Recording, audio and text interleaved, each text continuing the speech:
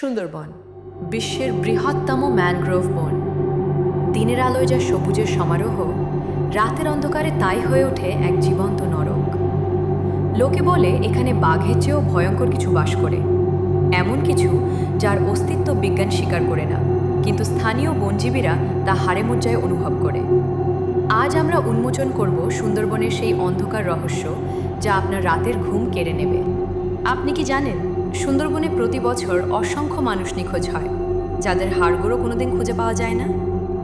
স্থানীয় মোয়ালরা বলেন, বনের গভীরে অনেক সময় পরিচিত মানুষের কণ্ঠে ডাক শোনা যায়। একে বলা হয় মায়াবী ডাক। যদি কেউ একা সেই ডাকের দিকে পা বাড়ায়, তবে সে আর ফিরে আসে না। বনবিবির দোয়ার বদলে যারা অপদেবতার খপ্পরে পড়ে, তাদের পরিণতি হয় ঠিক এই কঙ্কালগুলোর মতো। বনের গাছের শিকড়গুলো যেন এক একটা মানুষের হাত, যা টেনে নিতে চায় অন্ধকার অতলে। সুন্দরবনের বাঘ আর 10টা সাধারণ বাঘের মতো নয়, এরা নরখাদক, এরা ধূর্ত। কিন্তু রহস্যটা এখানে নয়। অনেক শিকারী দাবি করেছেন তারা বাঘকে গুলি করেছেন ঠিকই, কিন্তু পরক্ষণেই সেই বাঘ ধোঁয়ার মতো মিলিয়ে গেছে। এটাকে বলা হয় ভুতুড়ে বাঘ।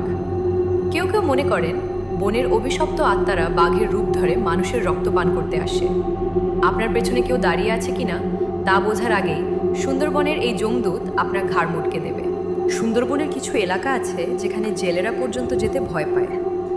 গভীর রাতে সেখানে আলেয়া বা ভৌতিক আলো দেখা যায়। এই আলো অনুসরণ করলেই মৃত্যু নিশ্চিত।